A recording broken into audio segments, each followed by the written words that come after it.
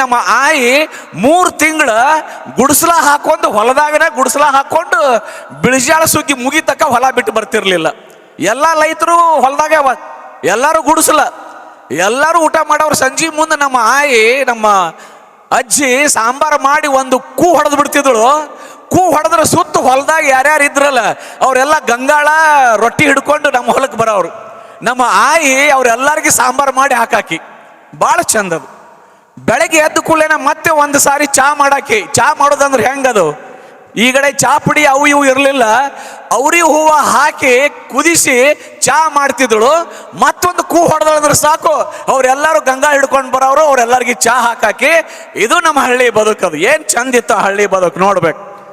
ಹಂತಿ ಮಾಡಾಕ ಎತ್ಗಳೆಲ್ಲ ಕನ ಮಾಡ್ತಿದ್ದೇವಿ, ಎತ್ಗಳು ಕಟ್ತಿದ್ದೇವಿ, ಅಲ್ಲೆಲ್ಲ ತೆನಿ ತುಳಿಸ್ಬೇಕು. ಆ ಸಂದರ್ಭದೊಳಗೆ ರೈತರು ಬಂದು ಏನದು ಸಂಭ್ರಮದ ಹಾಡೋದು ನೋಡ್ಬೇಕು. ಇಡೀ ಊರಿಗೆ ಖುಷಿ ಪಡುವಂಥದ್ದು.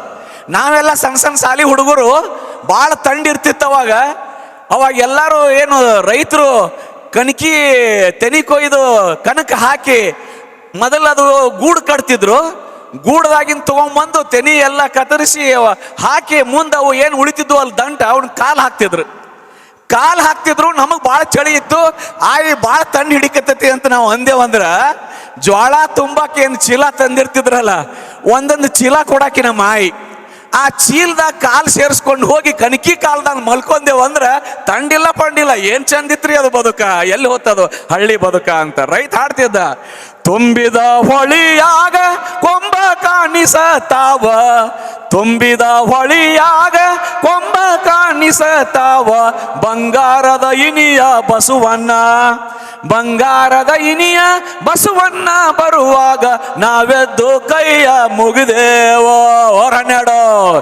ಏನು ಅದ್ಭುತ ರೋಮಾಂಚನ ಅದು.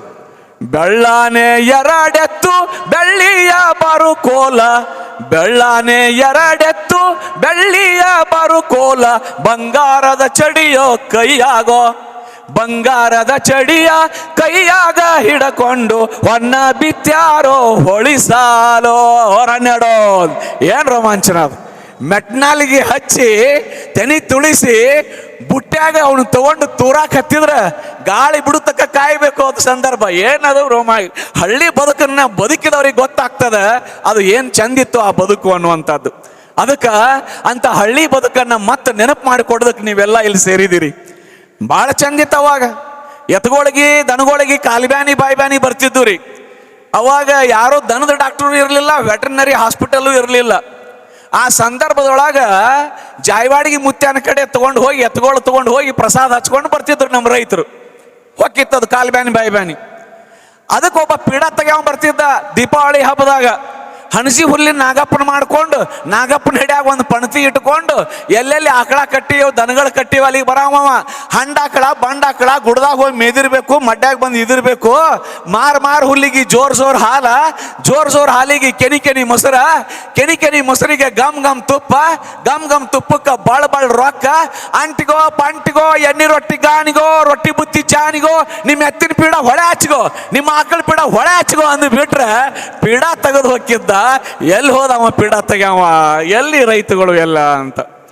2 ಎತ್ತಿನ ಒಕ್ಕಲ್ತನ, 4 ಎತ್ತಿನ ಒಕ್ಕಲ್ತನ, 6 ಎತ್ತು, 8 ಎತ್ತು, 12 ಎತ್ತು, 16 ಎತ್ತಿನ ಒಕ್ಕಲ್ತನ ಮಾಡೋ ರೈತರು ಇದ್ರು.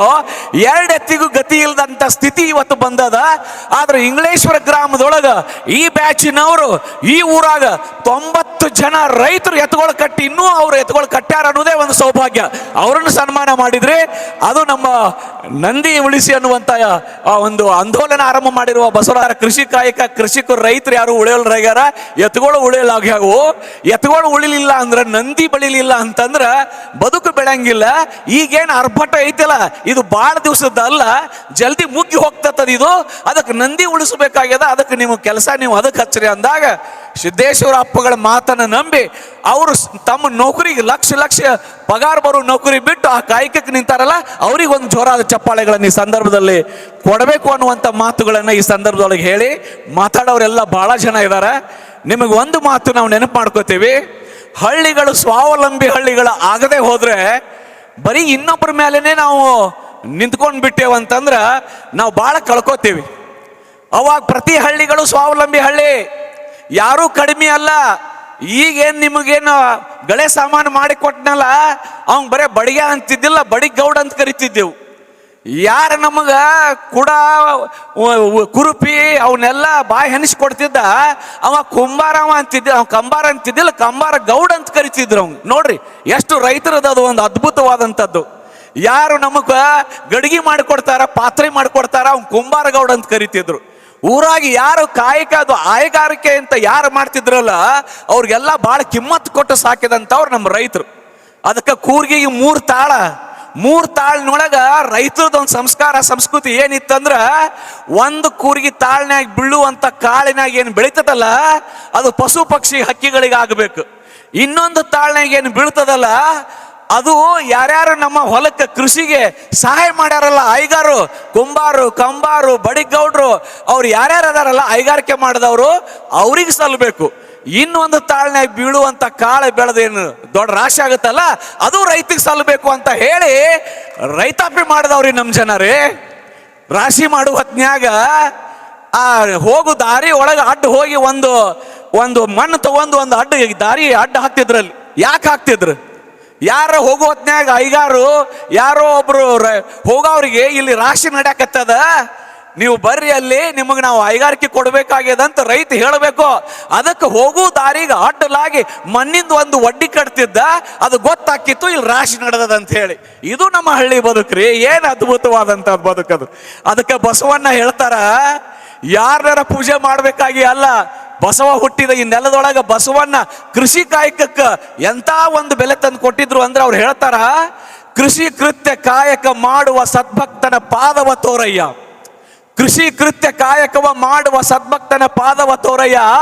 ಇದು ಕಾರಣ, ಆ ಕಾಯಕ ಮಾಡುವವನ ತನು ಶುದ್ಧ, ಮನಶುದ್ಧ, ಭಾವ ಶುದ್ಧ. ಅಂತಪ್ಪನ ಮನೆಯಲ್ಲಿ ಪೂಜೆ ಮಾಡಿಕೊಳ್ಳುವಂತ ಗುರು ಪಾವನ ಆಗ್ತಾನ.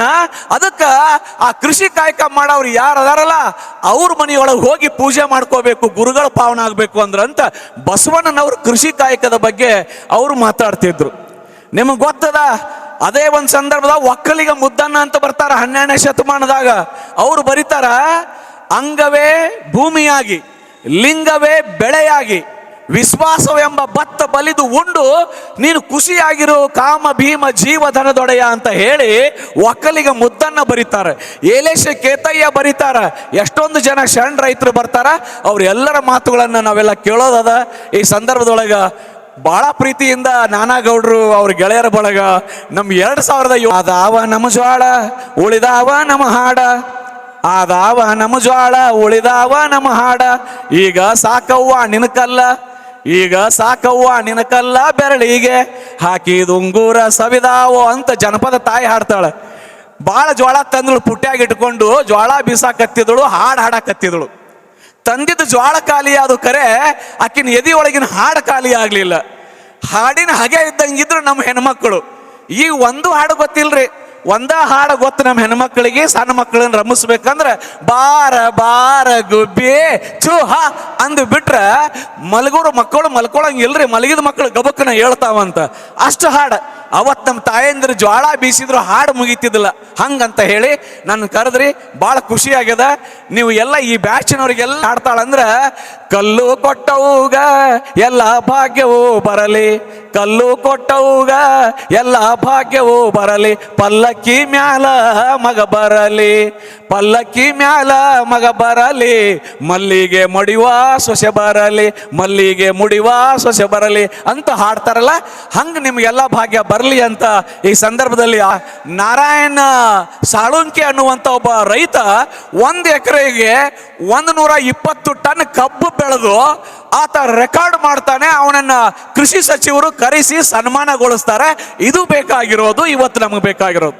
ಆದ್ರೆ ದಯವಿಟ್ಟು ಅನ್ನ ತಪ್ಪು ತಿಳ್ಕೊಬೇಡ, ಒಂದು ಘಟನೆ ಹೇಳಿ ಮಾತು ಮುಗಿಸ್ತೀನಿ. ಪಾಟೀಲ್ ಪುಟ್ಟಪ್ಪನವ್ರು ಒಂದು ಮಾತು ಹೇಳಿದ್ರಿ.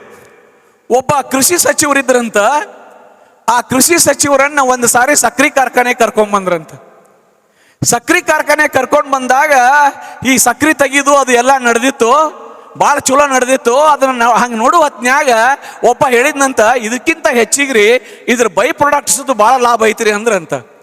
ಅದಕ್ಕೆ ಕೃಷಿ ಸಚಿವರು ಅಂದ್ರಂತ, ಮತ್ತೆ ಇದನ್ಯಾಕೆ ಚಾಲು ಮಾಡಿದ್ರಿ, ಬೈ ಪ್ರಾಡಕ್ಟ್ ಫ್ಯಾಕ್ಟ್ರಿ ಚಾಲು ಮಾಡ್ಬೇಕಾಗಿತ್ತಲ್ಲ ಅಂದ್ರಂತ.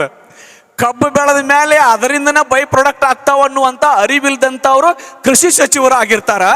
ಆದ್ರೆ ಈ ನೆಲದೊಳಗೆ ಕೃಷಿಯನ್ನೇ ಮಾಡುವಂತಹ, ಕೃಷಿಯನ್ನ ಪ್ರೀತಿಸುವಂತಹ, ಕೃಷಿಕರಿಗೆ ಸಾಲ ಕೊಡುವಂತಹ DCC ಬ್ಯಾಂಕಿನ ಅಧ್ಯಕ್ಷರಾಗಿ ಕೃಷಿಕರ ಬ್ಯಾಂಕನ್ನು ಮುನ್ನಡೆಸಿಕೊಂಡು ಆ ಕೃಷಿಯನ್ನ ನಂಬಿ ಬದುಕುವಂತವ್ರು ಕೃಷಿ ಸಚಿವರಾಗಿದ್ದಾರಲ್ಲ, ಇದು ಹೆಮ್ಮೆಯ ಸಂಗತಿ ಅನ್ನುವಂತ ಮಾತನ್ನ ಈ ಸಂದರ್ಭದಾಗ ಹೇಳಿ ನನ್ನ ಮಾತು ಅದಕ್ಕೆ ಎರಡು ಮಾತುಗಳನ್ನು ಮಾತಾಡ್ತೀನಿ. ಯಾಕೆ ರೈತರನ್ನೇ ನಾವು ಇವತ್ತು ಸನ್ಮಾನಿಸಬೇಕು, ಗೌರವಿಸಬೇಕು ಅಂತ ಇವರೆಲ್ಲ ವಿಚಾರ ಮಾಡಿದ್ರು ಅನ್ನೋದೇ ಒಂದು ರೋಮಾಂಚನದ ವಿಷಯ. ಅದು ಬಹಳ ಕಡೆಗೆ ಒಂದು ಕಾರ್ಯಕ್ರಮಗಳನ್ನು ಮಾಡ್ತೇವೆ. ಇವತ್ತು ವಿಶೇಷವಾದ ಕಾರ್ಯಕ್ರಮ ಇಲ್ಲಿ ಆಯೋಜನೆ ಮಾಡಿದ್ದೀರಿ ನೀವು. ಕಲಿಯುವವರು ಎಲ್ಲ ಹಿಂಗೆ ರೈತರಾಗಿ ಬಿಟ್ರೆ ಈ ರೈತ ಸಂಸ್ಕೃತಿ ಇದೆಯಲ್ಲ, ಕೃಷಿ ಸಂಸ್ಕೃತಿ ಅಂತಿದೆಯಲ್ಲ, ಇದು ಶರಣ ಸಂಸ್ಕೃತಿ ಅಂತ ಕರಿತೇವೆ. ಶರಣ ಸಂಸ್ಕೃತಿ ಅನ್ನೋದು ಬೇರೆ ಅಲ್ಲ, ಅದು ಕೃಷಿ ಸಂಸ್ಕೃತಿನೇ ಆಗಿದೆ. ಆ ಸಂಸ್ಕೃತಿಯನ್ನು ಉಳಿಸಿದಂತ ಕೀರ್ತಿ ಅದು ನಿಮ್ಮೆಲ್ಲರಿಗೆ ಸಲ್ತಾ ಇದೆ. ಹೀಗಾಗಿ ನೀವು ಕಲಿತವರೆಲ್ಲ ರೈತರಾಗಬೇಕು ಅನ್ನುವಂತ ವಿಚಾರವನ್ನು ಇಟ್ಕೊಂಡು ಇವತ್ತು ಕಾರ್ಯಕ್ರಮ ಮಾಡ್ತಿದ್ದೀವಿ. ಬಹಳ ರೋಮಾಂಚನ. ಅದು ಸುಮ್ಮನೆ ಒಂದ್ಸಾರಿ ನಮ್ಮ ಕಾಲೇಜ್ ಹುಡುಗರೆಲ್ಲ ಪಿಕ್ನಿಕ್ ಹೋಗಿದ್ರಂತ. ಪಿಕ್ನಿಕ್ ಹೋದಾಗ ಅಲ್ಲಿ ಒಬ್ಬ ರೈತ ಹಂತಿ ಕಟ್ಟಿದ್ದ. ಎತ್ಗೋಲೆಲ್ಲ ಹಂತಿ ತಿರ್ಗಾಕತ್ತಿದ್ದು, ಇವ ಗಿಡದ ಬುಡಕ್ ಮಲ್ಕೊಂಡಿದ್ದ. ಈ ಕಾಲೇಜ್ ಹುಡುಗರೆಲ್ಲ ಸುಮ್ಮನೆ ಏನ್ರಿ ಅವ್ರು ಹೋದ್ರು, ಅಲ್ಪ ಯಜಮಾನ ನೀ ಗಿಡದ ಬುಡಕ್ ಮಲ್ಕೊಂಡಿಯಲ್ಲ, ಏನಾರ ಮಾಡಕತ್ತಿ ಅಂತ ಕೇಳಿದ್ರು. ಇಲ್ಲ, ನಾವು ಹಂತಿ ಕಟ್ಟಿನಿ, ಎತ್ಗಳು ಸುತ್ತಾಕತ್ತೇವ್, ತೆನಿ ತುಳಿಯಾಕತ್ತೇವು, ನಾ ಮಲ್ಕೊಂಡಿನಿ ಅಂತಂದ. ಹೌದು, ಆ ಎತ್ಗೋಳು ಸುತ್ತಾಕತ್ತೇವ್ ಅನ್ನೋದು ನಿನಗೆ ಹೆಂಗ್ ಗೊತ್ತಾಗ್ತದ ಅಂತ ನಮ್ಮ ಕಾಲೇಜ್ ಹುಡುಗರು ಕೇಳಿದ್ರು. ರೈತ ಹೇಳ್ದ, ಎತ್ತಿನ ಕೊಳ್ಳ ಗಂಟಿ ಕಟ್ಟಿವ, ಅವು ತಿರುಗ್ತಿದ್ವು ಅಂದ್ರೆ ಗಂಟಿ ಸಪ್ಪಳ ಬರ್ತದ, ಅವು ತಿರ್ಗಾಕತ್ತೇವ ಅಂತ ತಿಳ್ಕೊತೀನಿ. ಗಂಟಿ ಸಪ್ಪಳ ಬರ್ಲಿಲ್ಲ ಅಂದ್ರೆ ನಮ್ ಎತ್ಗೋಳು ನಿಂತಾವ ಅಂತ ಹೇಳಿ ಮತ್ತೆ ಹೋಗಿ ಬಾಯ್ ಮಾಡ್ತೀನಿ, ಮತ್ತೆ ಸುತ್ತಾವು. ನಮ್ಮ ಕಾಲೇಜ್ ಹುಡುಗರು ಏನ್ ಕಡಿಮೆ ಏನ್ರಿ, ಅವ್ರು ಬಾಳ ಚಾಲು ಹುಡುಗರು. ಅವ್ರಂದ್ರು ಹೌದು ಪಾ ಯಜಮಾನ, ಎತ್ಕೊಳ್ಕೊಳ್ಳಾಗೇನ ಗಂಟಿ ಕಟ್ಟಿ, ಆದ್ರೂ ನಿಂತ ಜಾಗದಾಗ ನಿಂತಿ ಗೋನ್ ಅಳಗಾಡ್ಸಿದ್ರು, ಅವಾಗೂ ಗಂಟಿ ಸಪ್ಪಳ ಬರ್ತದಲ್ಲ, ಏನ್ ಮಾಡವ ನೀವು ಅಂತ ನಮ್ ಕಾಲೇಜ್ ಹುಡುಗರು ಕೇಳಿದ್ರು. ಅದಕ್ಕ ರೈತ ಹೇಳ್ತಾನ, ನೋಡ್ರಿ ನಮ್ ಎತ್ಗಳು ಹಂಗ ಮಾಡಂಗಿಲ್ಲ, ಯಾಕಂದ್ರ ಅವು ಬಾಳ ಚಾಲು ಇಲ್ರಿ.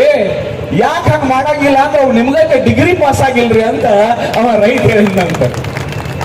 ಚಾಲುಗಿರಿ ಮಾಡೋರು, ಮೋಸ ಮಾಡೋರು, ಏನಾದ್ರೂ ಅನ್ಯಾಯದ ಕೆಲಸಗಳನ್ನ ಮಾಡುವಂತವ್ರು ಬಹಳ ಕಲಿತವ್ರು ಮಾಡಿದ್ದಾರೆ ಹೊರತು ಅನ್ನವು ಕೊಡುವಂತ ರೈತ ಯಾವತ್ತು ಮೋಸ ಮಾಡೋ ಕೆಲಸವನ್ನ ಮಾಡಲಿಲ್ಲ ಅನ್ನೋದನ್ನ ಈ ಸಂದರ್ಭದಲ್ಲಿ ನೆನಪಿಸಿಕೊಳ್ಳದೆ ಒಂದು ಬಹಳ ಸಂಭ್ರಮದ ವಿಚಾರ. ಅದು ಬಹಳ ಖುಷಿ ಅನಿಸ್ತದೆ ಇವತ್ತು ಮಾತಾಡುವಾಗ. ಅವತ್ತು ಹಳ್ಳಿ ಬದುಕಿನೊಳಗೆ ನಾವೆಲ್ಲ ಬದುಕಿದವ್ರು. ಹಂತಿ ಹಾಡಕ್ ಬಂದು ಅಂದ್ರೆ ಹಂತಿ ಕಟ್ಕೊಂಡು ಎಲ್ಲ ರೈತರು ಹೋಗಿ ಮಲ್ಕೋತಿದ್ದೇವೆ.